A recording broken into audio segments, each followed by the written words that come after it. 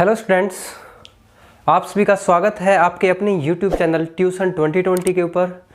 तो दोस्तों, मैं आज आप लोगों के लिए क्लास जो लेके आया हूँ वो कंप्यूटर की क्लास लेके आया हूँ इंटरनेट की हिस्ट्री के बारे में, यानी कि हिस्ट्री ऑफ इंटरनेट, इंटरनेट के इतिहास के बारे में डिस्कस करेंगे।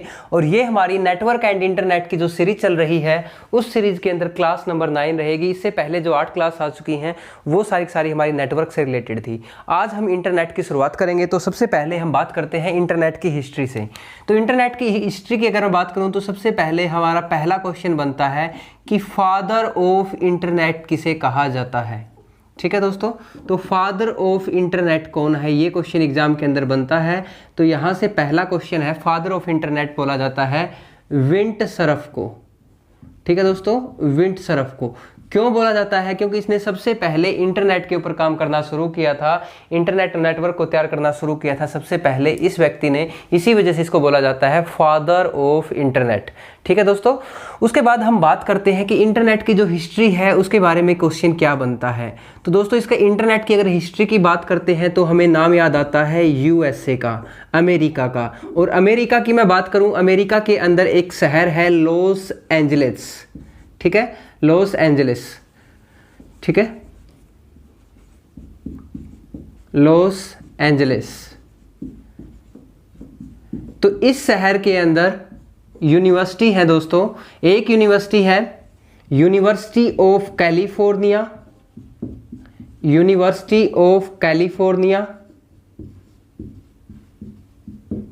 और एक यूनिवर्सिटी है आपकी यूनिवर्सिटी ऑफ यूटा। ठीक है, यूनिवर्सिटी ऑफ यूटा। तो ये जो दो यूनिवर्सिटी है, इन दो यूनिवर्सिटीज ने मिलके एक नेटवर्क के ऊपर काम किया, एक कंपनी के साथ मिलके। जिस कंपनी के साथ मिलके काम किया उस कंपनी का नाम था दोस्तों आरपा, ARPA, आरपा।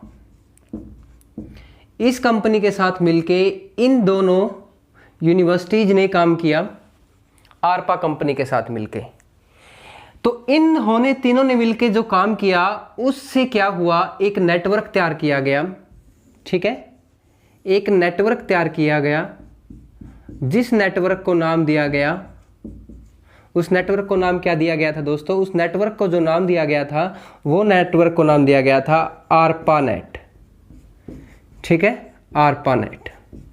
यानी कि हम कह सकते हैं तो विश्व का जो सबसे पहला इंटरनेट का नेटवर्क तैयार किया गया वो नेटवर्क कौन सा था? आपका आरपानेट नेटवर्क था। मैं दोबारा बता देता हूं, ये जो बातें हैं ये बात है यूएसए की, अमेरिका की, लॉस एंजलिस की। वहां पे जो दोनों यूनिवर्सिटीज हैं, यूनिवर्सिटी ऑफ कैलिफोर्निया और यूनिवर्सिटी ऑफ यूटा, इन दोनों यूनिवर्सिटीज के जो प्रोफेसर्स हैं, साइंटिस्ट थे, उन्होंने मिलकर आरपा कंपनी के साथ एक नेटवर्क तैयार किया, जिस नेटवर्क को नाम दिया गया आरपानेट। ठीक है दोस्तों, इस आरपानेट को जब तैयार किया गया, यानी कि ये सारा की सारी प्रोसेस जो हुई, ये कौन से दशक की बात है दोस्तों, कौन से सन की बात है? तो ये बातें हैं 1969 ईस्वी की। यानी कि 1969 ईस्वी के अंदर जो इंटरनेट का सबसे पहला नेटवर्क तैयार किया गया वो कौन सा था? आरपानेट। पेपर में सिंपल डायरेक्ट क्वेश्चन क्या बनता है? क्वेश्चन बनता है कि इंटरनेट का पहला नेटवर्क, ठीक है, इंटरनेट का पहला नेटवर्क कौन सा था? तो इंटरनेट का पहला नेटवर्क आपका आरपानेट। वेरी वेरी इंपॉर्टेंट है। तो विश्व का सबसे पहला नेटवर्क पूछा जाए तो भी आपको क्या देना है जवाब? विश्व का सबसे पहला नेटवर्क पूछा जाए तो भी आपको जवाब देना है सबसे पहला नेटवर्क, तो भी आपको बताना है आरपानेट। अब पेपर में ये भी पूछा जाता है कि आरपानेट का मतलब क्या है? इस आरपानेट का मतलब है दोस्तों एडवांस रिसर्च प्रोजेक्ट एजेंसी और नेटवर्क। तो इस आरपानेट का मतलब बनता है ये advance research project agency network. तो इस तरह से आपके इंटरनेट की अगर मैं बात करूं तो इंटरनेट की आपकी जो शुरुआत हुई थी, तो इस तरह से आपकी इस नेटवर्क से शुरुआत हुई थी। अगर आपसे क्वेश्चन बोले कि विश्व का सबसे पहला पैकेट स्विचिंग नेटवर्क कौन सा है, ठीक है, क्वेश्चन क्या बने, विश्व का सबसे पहला पैकेट स्विचिंग नेटवर्क, विश्व का सबसे पहला पैकेट स्विचिंग नेटवर्क वो कौन सा है? तो आपको क्या जवाब देना है? आरपानेट। आरपानेट, ठीक है। तो आरपानेट विश्व का सबसे पहला पैकेट स्विचिंग नेटवर्क है जिसको तैयार करने का काम इस कंपनी के द्वारा 1969 में प्राप्त है। और ये जो आपका जो नेटवर्क तैयार किया गया था, इसका पर्पज क्या था, इसका उद्देश्य क्या था? ये उद्देश्य था दोस्तों, जो यूएसए के अंदर आर्मी है, जो यूएसए की डिफेंस है, उसको मजबूत करना, साथ में जो यूएसए के शिक्षण संस्थान है, ठीक है, जो आपकी शिक्षण स्थान यानी कि जो कॉलेज यूनिवर्सिटीज है, उनको इसके अंदर मॉडिफाई करना, सम्मिलित करना, उनको एक कनेक्शन बना के सभी को जो भी डेटा है उस डेटा का आदान प्रदान करना। तो ये इसका पर्पज था, यानी कि एक तो जो डिफेंस है उसकी सहायता करना और साथ में जो यूनिवर्सिटीज है उनको आपस में कनेक्ट करके डेटा का ट्रांसफर करना, आदान प्रदान करना, ठीक है दोस्तों। तो ये इस कंपनी का या इस नेटवर्क का पर्पज था दोस्तों। उसके बाद हम एक बार जल्दी से इसका स्क्रीनशॉट ले लीजिए, फिर हम आगे बात करते हैं। आई थिंक स्क्रीनशॉट ले लिया होगा आपने। अभी देखो हम बात करते हैं, ये तो विश्व की हमने बातें की है कि विश्व के अंदर जो आपका इंटरनेट है इसकी शुरुआत कैसे हुई, कब हुई, तो आपको थोड़ा सा पता लग गया होगा। अब हम बात करते हैं इंडिया की, भारत की। अगर हम बात करें कि भारत के अंदर इंटरनेट की शुरुआत कब हुई थी, तो उसके बारे में भी आपके क्वेश्चन बन जाते हैं, ठीक है दोस्तों। तो भारत में सबसे पहले हम बात करते हैं इंटरनेट की। तो इंटरनेट की अगर मैं इंडिया की बात करूं तो भारत में इंटरनेट की शुरुआत कब हुई दोस्तों? भारत आपको पता है उस दिन आज़ाद हुआ था, यानी कि आज़ादी का दिन था, 15 अगस्त का दिन था दोस्तों। 15 अगस्त की बातें थी वो, 15 अगस्त सन 1995, ठीक है, 15 अगस्त सन 1995 की बातें हैं दोस्तों। उस दिन भारत में इंटरनेट की शुरुआत हुई थी। तो आपको याद रखना है 15 अगस्त 1995 को भारत के अंदर क्या हुआ था? इंटरनेट की शुरुआत हुई थी, ठीक है। भारत में इंटरनेट की शुरुआत कब हुई थी? इंटरनेट शुरुआत। अब उसके बाद क्वेश्चन आपका बनता है, शुरुआत, ठीक है।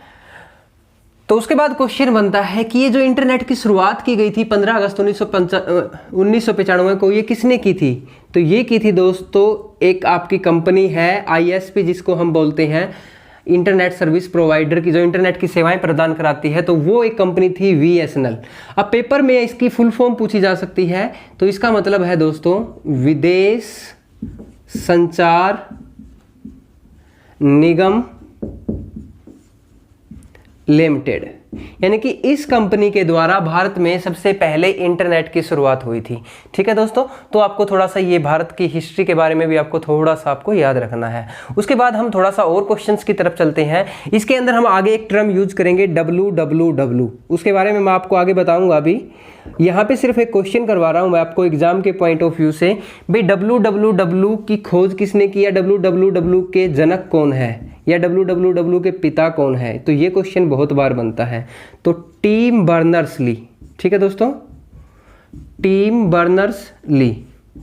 तो यहाँ पे टिम बर्नर्स-ली www के जनक है, या फिर आप कह सकते हो www की खोज किसने की थी? टिम बर्नर्स-ली ने। अगर आपके डेट भी पूछा जाए, इसकी डेट क्या है, वैसे कंप्यूटर में डेट ज़्यादा इंपॉर्टेंट नहीं है, डेट को आप मान के मत चलिए। 13 अप्रैल 1989, ठीक है। तो ये डेट थी वो जिस दिन इसकी www की खोज की गई थी। मेरे ख्याल से इंटरनेट की इतनी हिस्ट्री काफ़ी है दोस्तों, मैंने थोड़ी कम करवाई है, थोड़ी सी आपको इंटरनेट की हिस्ट्री छुटवाई है, लेकिन अगर आप वो भी चाहते हो तो मैं वो भी आपको बताने के लिए रेडी हूँ। एक बार इंटरनेट की शुरुआत हमने जो स्टार्टिंग की है इंटरनेट की, भारत के रूप में और विश्व के रूप में कर ली है। उसके बाद थोड़ा सा आगे बात करते हैं कि धीरे धीरे जो इंटरनेट है वो इंटरनेट का प्रचार कैसे हुआ, और जो आपका ARPANET था उसके साथ बाद में क्या हुआ। तो इंटरनेट और ARPANET के बीच की जो थोड़ी सी शुरुआत है उसके बारे में मैं थोड़ा सा और डिस्कस करूंगा वर्ल्ड लेवल के ऊपर। तो आप आइए दोबारा से यहाँ पे उसी स्टेज के ऊपर। मैंने आपको पहले बताया था कि 1969 के अंदर इंटरनेट की शुरुआत हुई थी ARPA कंपनी के द्वारा, ARPANET नेटवर्क के रूप में।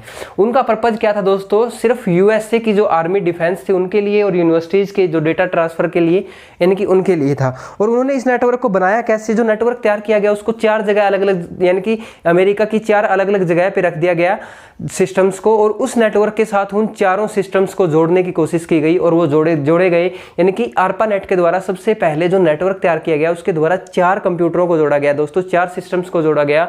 उसी की वजह से हमने माना कि इंटरनेट का जो नेटवर्क है वो एक तैयार हो गया है, उसका एक प्रारूप है जो इंटरनेट का वो तैयार, एक स्ट्रक्चर है आपका जो तैयार हो चुका है। उसके बाद धीरे धीरे कंपनियों ने इसके ऊपर काम करना शुरू कर दिया। तो हम बात कर रहे हैं 1980 के दशक की।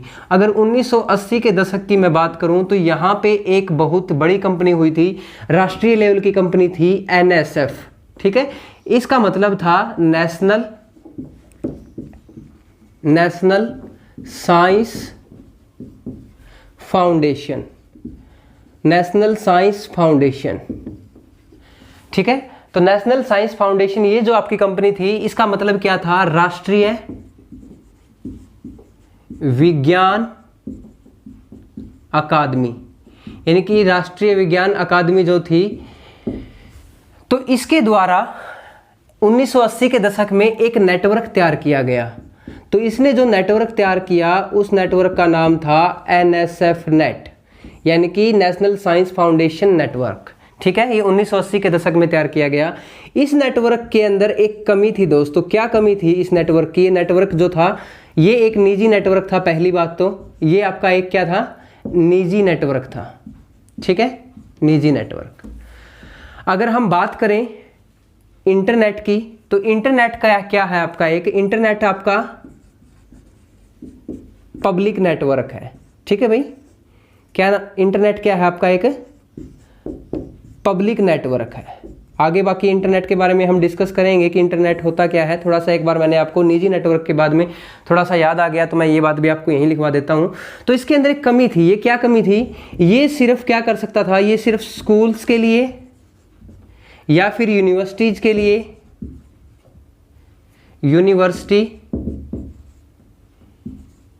के लिए जो सिस्टम थे उन्हीं को एक्सेस करता था, यानी कि जो यूनिवर्सिटीज या स्कूल्स के लिए जो भी सिस्टम्स का नेटवर्क है सिर्फ उन्हीं के ऊपर काम करता था। इसके अलावा इसको निजी व्यापार की अनुमति नहीं थी, ठीक है दोस्तों। ये काम इन्हीं के ऊपर करता था। तो इसकी जो कमी थी ना, वो कमी क्या थी? ये कमी थी इसकी, ये निजी व्यापार के लिए प्रयोग नहीं किया जाता था दोस्तों, ठीक है। निजी व्यापार में प्रयोग नहीं होता था, ये इसकी कमी थी, ठीक है। निजी व्यापार में प्रयोग नहीं किया जा सकता था, नहीं किया जा सकता था, ठीक है। तो ये इसकी थोड़ी सी कमी थी, लेकिन ये इसका यूज था। अगर आपसे पूछा जाए कि NSF के कार्य क्या थे भाई, ये क्या काम करता था या इसका यूज कहाँ कहाँ होता था, इसकी एप्लीकेशन क्या है, तो ये स्कूल्स यूनिवर्सिटीज के नेटवर्क के ऊपर काम करता था।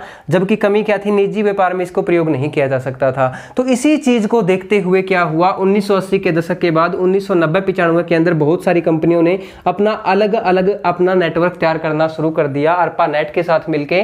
तो ARPANET के साथ मिलकर उन्होंने जब नेटवर्क तैयार किया, उस नेटवर्क से आपका तैयार हुआ फाइनल इंटरनेट, ठीक है। यानी कि इंटरनेट की भी शुरुआत नहीं हुई थी, इंटरनेट के सिर्फ नेटवर्क बनाए जा रहे थे। अभी हम उसको सिर्फ एक नेटवर्क का नाम दे रहे थे, लेकिन संपूर्ण रूप से जो आपका इंटरनेट की शुरुआत हुई थी वो शुरुआत कैसे हुई थी? NSF नेट कंपनी के साथ मिलके और ARPANET के साथ मिलके कुछ निजी कंपनियां थी, उन सभी ने जो आपका कोलैबोरेशन है इकट्ठा होके एक नेटवर्क के ऊपर काम करना शुरू किया। तो जब फाइनली आपका 1990-95 में इंटरनेट, आपका 1990 के दशक के अंदर कह सकते हो आपका इंटरनेट की शुरुआत हुई थी, ठीक है। तो ये क्वेश्चन आपके थोड़े से बनते हैं, एक बार आप इसका स्क्रीनशॉट लेना चाहो तो ले सकते हो। अब हमारा इंटरनेट बन के तैयार हो गया है। इंटरनेट के ऊपर अब हम क्वेश्चन करेंगे अच्छे अच्छे, जो एग्जाम के पॉइंट ऑफ व्यू से वेरी वेरी इंपॉर्टेंट है। अब देखो आपने स्क्रीनशॉट ले लिया होगा, तो अब हम बात करते हैं इंटरनेट की। भाई इंटरनेट होता क्या है? इंटरनेट की हिस्ट्री के बारे में तो हमें पता लग गया कि इंटरनेट की हिस्ट्री क्या है, लेकिन होता क्या है इंटरनेट, ठीक है दोस्तों। इंटरनेट क्या होता है अब देखते हैं। इंटरनेट, इसका मतलब क्या है? इंटरनेट, इसका मतलब है दोस्तों, इसका मीनिंग है, इसका अर्थ क्या है? इसका अर्थ है दोस्तों इंटरनेशनल नेटवर्क। क्या मतलब है इसका? International network. इसको इंटरनेशनल नेटवर्क कहा जाता है दोस्तों। एग्जाम के अंदर कई बार क्वेश्चन पूछा जाता है कि इंटरनेशनल नेटवर्क किसे कहा जाता है, अंतरराष्ट्रीय नेटवर्क किसे कहा जाता है। इसको कहा जाता है इंटरनेट को। क्यों कहा जाता है इसको इंटरनेशनल नेटवर्क? इसको इसलिए कहा जाता है दोस्तों, विश्व के अंदर किसी भी कोने में किसी भी दो या दो से अधिक सिस्टम्स को हम डेटा ट्रांसफर के लिए जोड़ सकते हैं, उसको डेटा का आदान प्रदान कर सकते हैं, उससे वार्तालाप कर सकते हैं, कम्युनिकेट कर सकते हैं। तो वो किसके माध्यम से कर सकते हैं? वो सारी बातें हम इंटरनेट के माध्यम से कर सकते हैं। तो इसी वजह से हम कह सकते हैं कि इंटरनेट आपका एक इंटरनेशनल लेवल का नेटवर्क है, अंतरराष्ट्रीय नेटवर्क है। उसके बाद सेकंड क्वेश्चन बनता है इंटरनेट से, इसको नेटवर्क्स ऑफ नेटवर्क भी कहा जाता है। इसको क्या कहा जाता है? नेटवर्क्स ऑफ नेटवर्क भी कहा जाता है। यानी कि आप कह सकते हो कि इसको हम नेटवर्कों का नेटवर्क भी कहते हैं। ठीक है दोस्तों, नेटवर्कों का नेटवर्क किसे कहा जाता है? इंटरनेट को कहा जाता है। उसके बाद यहां पे क्वेश्चन बनता है एक और, कि ये आपका एक पब्लिक नेटवर्क है। ठीक है, ये क्या है? आपका एक पब्लिक नेटवर्क है। तो पब्लिक नेटवर्क भी इसे कहा जाता है क्योंकि इसके ऊपर क्या है? कोई भी व्यक्ति जुड़ सकता है, कोई भी इसका प्रयोग कर सकता है और कोई भी व्यक्ति किसी को भी डेटा ट्रांसफर कर सकता है। इसीलिए इसको पब्लिक नेटवर्क भी कहा जाता है। नेटवर्कों का नेटवर्क क्यों कहा जाता है? क्योंकि ये आपका नेटवर्क की टाइप्स के अंदर सबसे बड़ा नेटवर्क है। जैसे हमने पढ़ा था कि इसको हम वाइड एरिया नेटवर्क भी कहते हैं, वाइड एरिया नेटवर्क भी इसको कहते हैं। तो इसीलिए इसको वाइड एरिया नेटवर्क की वजह से इसको हम नेटवर्कों का नेटवर्क भी कहते हैं। ठीक है, यानी कि जैसे आपका लोकल एरिया नेटवर्क है, मेट्रोपॉलिटन एरिया नेटवर्क है, स्मॉल एरिया नेटवर्क है, या स्टोरेज एरिया नेटवर्क है, या पर्सनल एरिया नेटवर्क है, इन सभी नेटवर्कों का फादर भी कह सकते हो। इन सभी नेटवर्कों में सबसे बड़ा नेटवर्क होता है, इसीलिए इसको वाइड या फिर नेटवर्कों का नेटवर्क भी कहा जाता है। Very very important. इसके अलावा इसको बोला जाता है इंफॉर्मेशन यानी कि सूचना राजपथ। ठीक है, अगर आपसे क्वेश्चन पूछे कि सूचना राजपथ किसे कहा जाता है, तो सूचना राजपथ भी दोस्तों इंटरनेट को ही कहा जाता है। ये क्वेश्चन बनते हैं आपको इंटरनेट के लेके। तो इंटरनेट के जो भी इंपॉर्टेंट क्वेश्चन थे एग्जाम के पॉइंट ऑफ व्यू से, इस तरह से आपके क्वेश्चन एग्जाम्स के अंदर पूछे जाते हैं। तो इनमें से आपका कोई भी एक नाम देके पूछ लिया जाएगा कि निम्न में से कौन सा एक पब्लिक नेटवर्क का टाइप है, तो आपका इंटरनेट क्या है? कि आपका पब्लिक नेटवर्क है। ठीक है दोस्तों, तो इसका आपको नोट करना है तो नोट कर लीजिए। उसके बाद हम थोड़ा सा आगे करते हैं। फिर देखो, अब हम इंटरनेट की शुरुआत कर चुके हैं, इंटरनेट की हिस्ट्री के बारे में थोड़ा सा पढ़ चुके हैं। अब इंटरनेट के बारे में थोड़ी सी टर्म्स के बारे में पढ़ेंगे कि सबसे पहले जो इंटरनेट के अंदर जो ये सेवाएं होती है, इंटरनेट की जो सर्विसेज प्रोवाइड करवाता है, उनको हम क्या बोलते हैं। ठीक है, तो देखो जैसे इंटरनेट क्या है? इंटरनेट आपका एक ग्लोबल नेटवर्क है। ठीक है, एक ग्लोबल नेटवर्क है आपका इंटरनेट, तो जिसको हम विश्व के किसी भी कोने में डेटा ट्रांसफर करने के लिए यूज कर सकते हैं। ठीक है, अब हमें पढ़ना क्या है? अब हमें पढ़ना है कि जो इंटरनेट की सर्विस मुहैया कराता है, यानी कि इंटरनेट की सेवाएं प्रदान करने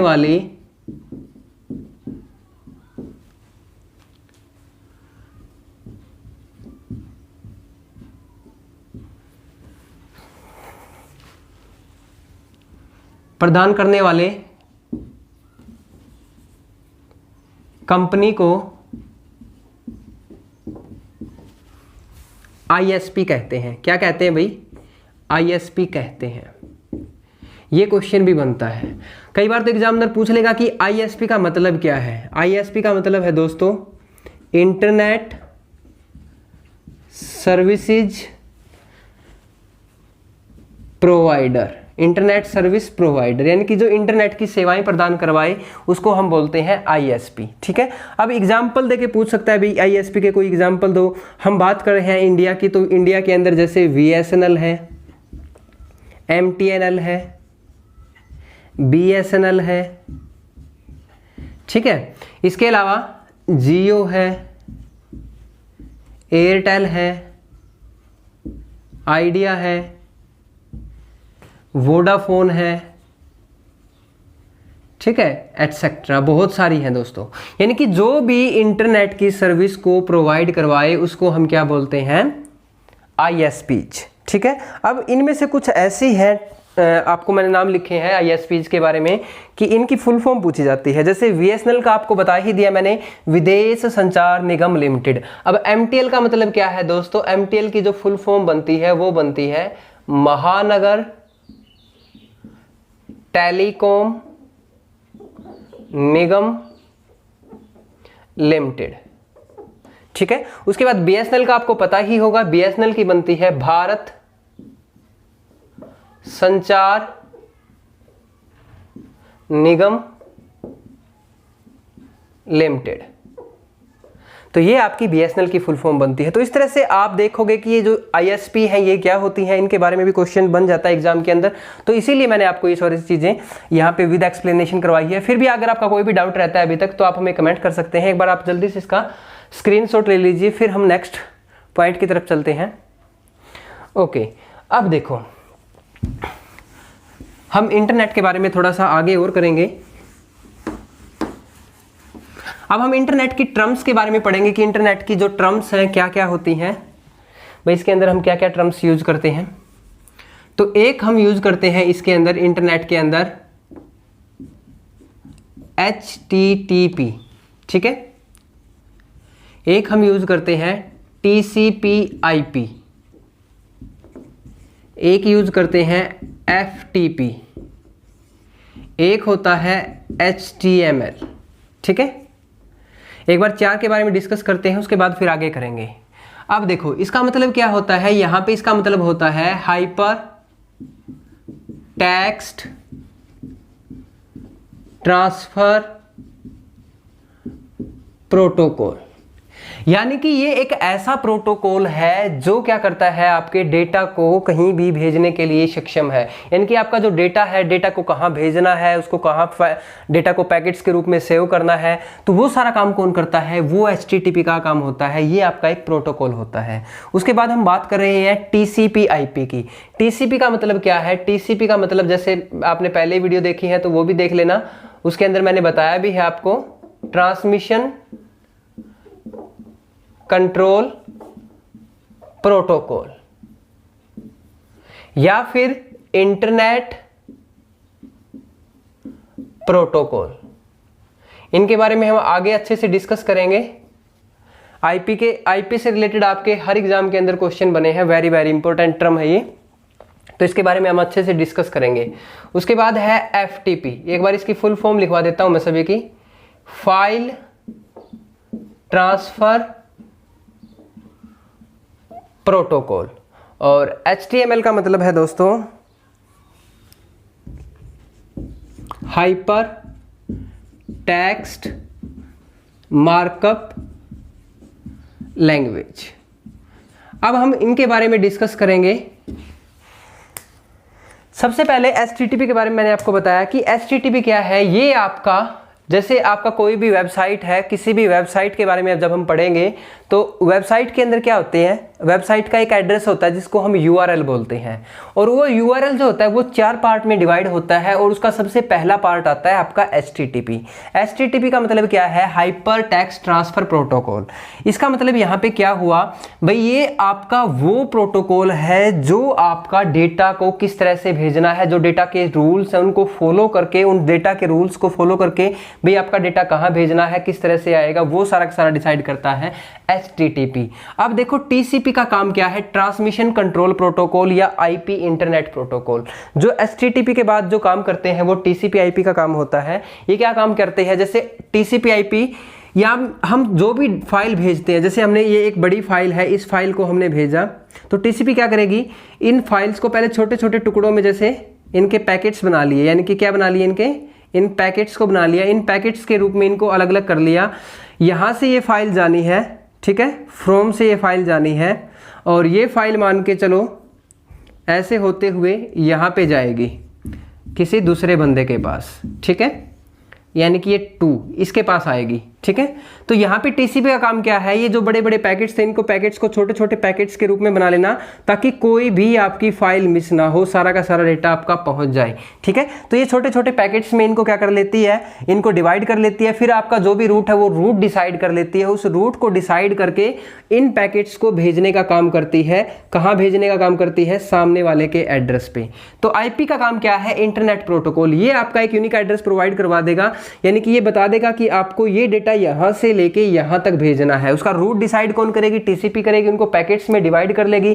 फिर यहाँ पे ये पैकेट्स जो डिवाइड कर रखे थे, इन पैकेट्स को वापस क्या कर लेती है, टीसीपी इकट्ठा कर लेती है, कोलेक्ट कर लेती है और सारी की सारी फाइल, पूरी फाइल बना के इस बंदे के पास भेज देती है और वो उसको डाउनलोड कर लेता है। तो इंटरनेट प्रोटोकॉल का काम क्या है, इसको सही माध्यम में भेजना, यानी कि जिस भी एड्रेस से आई है और जिस एड्रेस के पास जानी है तो उसका ये क्या करता है, ये एंड टू एंड काम करता है। यानी कि यहाँ से लेके यहाँ तक इस डेटा को भेजना है तो कहाँ से भेजना है और किसके पास भेजना है, वो सारी इंफॉर्मेशन कौन रखता है, आईपी रखता है। तो इसी वजह से आपका डेटा इस तरह से ट्रांसफर होता है। उसके बाद हम बात करते हैं फाइल ट्रांसफर प्रोटोकॉल। इसका काम क्या है भाई, ये आपको कोई भी फाइल भेजनी है, ठीक है, किसी भी आपको फाइल को भेजना है या किसी भी फाइल को आपको रिसीव करना है तो उसके लिए हम कौन सी प्रोटोकॉल का यूज करते हैं, FTP का प्रयोग करते हैं। तो FTP की सहायता से हम किसी भी फाइल को सेंड भी कर सकते हैं, रिसीव भी कर सकते हैं। उसके बाद हम बात करते हैं HTML की। HTML क्या होती है, ये आपकी एक लैंग्वेज होती है जो वेब पेज को डिज़ाइन करने के लिए यूज करती है, ठीक है। तो वेब पेज को डिज़ाइन जिसके लिए हम करते हैं, वेब पेज को डिज़ाइन करने के लिए जो लैंग्वेज यूज करते हैं वो कौन सी है, आपकी HTML लैंग्वेज है। यानी कि इसके ऊपर जो भी कोड लिखे जाते हैं, जो भाषा लिखी जाती है, वो आपकी सारी की सारी वेब पेज के ऊपर HTML लैंग्वेज के अंदर लिखी जाती है। और इनको पढ़ने का काम कौन करता है, इनको पढ़ने का काम करते हैं आपके वेब ब्राउजर, ठीक है।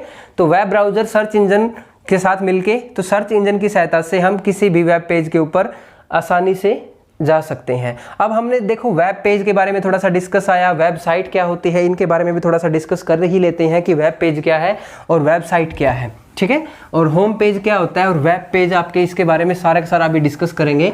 तो सबसे पहले आपका एक नाम आया वेब पेज। तो वेब पेज क्या होता है इसके बारे में डिस्कस करेंगे। फिर एक नाम आया होम पेज। होम पेज क्या होता है इसके बारे में डिस्कस करेंगे।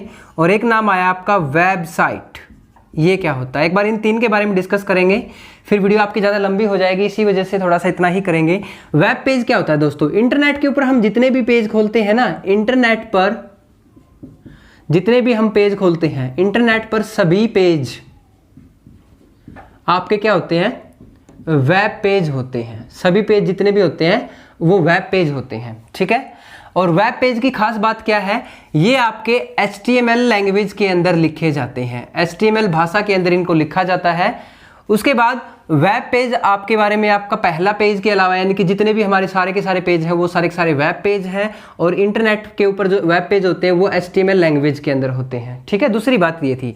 अब होम पेज क्या होता है, इंटरनेट के ऊपर जो पहला पेज खोला गया है, ठीक है, इंटरनेट पर खोला गया पहला पेज, खोला गया पहला पेज, यानी कि जो भी हम वेब ब्राउजर यूज कर रहे हैं उस वेब ब्राउजर के अंदर हम जो सबसे पहला पेज खोलते हैं तो उस पहले पेज को हम क्या बोलते हैं, होम पेज होता है। वेबसाइट क्या होता है, वेबसाइट होती है दोस्तों वेब पेजेस का समूह है। वेब पेजों के समूह को हम क्या बोलते हैं, वेबसाइट बोलते हैं। तो वेब पेजों के समूह को हम वेबसाइट बोलेंगे। इसके अलावा आप ये भी कह सकते हो वेबसाइट के रिगार्डिंग कि जो आपकी वेबसाइट है ये वेब पेजों का समूह है के साथ साथ इसके अंदर प्रत्येक पेज क्या होता है, इसके अंदर जो प्रत्येक पेज होता है वो आपका किसी दूसरे पेज के साथ हाइपर लिंक होता है। यानी कि प्रत्येक पेज एक दूसरे पेज के साथ क्या होता है, हाइपर लिंक होता है, जुड़ा होता है। इसीलिए इन पेजेस को हम क्या बोलते हैं, वेब पेजेस का जो समूह है उसको हम बोलेंगे वेबसाइट। प्रत्येक वेबसाइट का दोस्तों एक एड्रेस होता है। कोई भी वेबसाइट है उस एड्रेस, प्रत्येक वेबसाइट का क्या होता है, एक एड्रेस होता है। उस एड्रेस को हम क्या बोलते हैं, URL। तो URL क्या है, प्रत्येक वेबसाइट का एक एड्रेस होता है, तो उस एड्रेस को हम क्या बोलेंगे, URL। URL की फुल फॉर्म क्या होती है इसके बारे में भी डिस्कस कर लेते हैं, क्वेश्चन ये भी बनता है। अब देखो URL इसका मतलब होता है uniform resource locator, uniform resource locator. तो प्रत्येक एड्रेस को हम URL जो बोलते हैं उसका मतलब है यूनिफॉर्म रिसोर्स लोकेटर। और जो भी URL होता है, प्रत्येक URL आपका 4 पार्ट के अंदर डिवाइड होता है, ठीक है। 4 पार्ट के अंदर URL को हम डिवाइड करते हैं, तो उसके बारे में भी हम डिस्कस करेंगे। अभी एक बार इसका स्क्रीनशॉट ले लीजिए। ओके, अभी एक छोटा सा टॉपिक और करवा देता हूं इसी में, बुकमार्क। देखो एक ही लाइन की बात है, बुकमार्क। बुक मार्क क्या होती है? बुक मार्क दोस्तों, जैसे आपने कोई बुक पढ़ रही है, आप बुक के अंदर क्या करते हो, आप बुक को दोबारा पढ़ोगे ना जब भी, तो उसके अंदर आप मार्क कर देते हो। मार्क करने से क्या होता है, आपको आसानी हो जाती है उसको पढ़ने में, भाई हमने ये चीज पहले पढ़ चुके हैं और ये हमारे लिए अच्छी है, तो इसीलिए हम इसके अंदर मार्क कर देते हैं, तो वही बुक मार्क है। ठीक है, आ गया समझ में? देखो यहाँ पे कंप्यूटर की भाषा के अंदर बुक मार्क क्या है, जैसे मान के चलो हमने कोई वेबसाइट खोल ली है, तो उस वेबसाइट को हम चाहते हैं कि इस वेबसाइट को हम फ्यूचर में भी कभी भी इसकी जरूरत पड़ सकती है, तो इसको हम सेव कर लेते हैं। तो कोई भी आपने जो वेबसाइट खोली है ना, उस वेबसाइट को आप ऑफलाइन तरीके से सेव कर लेते हो। ठीक है, जो भी आपने वेबसाइट खोली है उस वेबसाइट को आप ऑफलाइन क्या कर लेते हो, सेव कर लेते हो। तो ऑफलाइन जब उस वेबसाइट को सेव कर लेते हो तो उसको हम बोलते हैं बुक मार्क। क्या बोलते हैं? Book mark. यानी कि बुक मार्क के अंदर आप जब भी जाओगे तो वो जो आपने ऑफलाइन वेबसाइट सेव की है, तो उसके ऊपर जैसे ही क्लिक करोगे तो वो आपकी ओपन हो जाएगी। क्लियर है दोस्तों? तो अब हम बात कर रहे थे यूआरएल के 4 पार्ट्स के बारे में। तो यूआरएल के 4 पार्ट्स की अगर मैं बात करूं तो यूआरएल के बारे में हम नेक्स्ट वीडियो के अंदर ही चर्चा करेंगे। चलो, क्योंकि आपका यूआरएल के 4 पार्ट्स के बारे में फिर आप सोचोगे कि अभी हमें ये समझा भी दो, तो वीडियो थोड़ी सी ज़्यादा लंबी हो जाएगी। इसी वजह से हम इसको इतना ही स्किप करके आज की वीडियो को यहीं पे दी एंड करेंगे वीडियो का। तो दोस्तों, अगर आपको ये सेशन थोड़ा सा अच्छा लगा है तो वीडियो को ज़्यादा से ज़्यादा लाइक करना, चैनल पे नए हैं तो सब्सक्राइब करना और बेल आइकन को अवश्य प्रेस कर लेना, ताकि हमारी जो भी नेक्स्ट वीडियो होगी तो उसका कंटेंट आपको सबसे पहले मिले। थैंक यू दोस्तों, आपने ये वीडियो यहाँ तक देखी, आप सभी लोगों का धन्यवाद। हैव ए नाइस डे दोस्तों, और ऑल द बेस्ट फॉर आपके नेक्स्ट एग्जाम के लिए है। Thank you.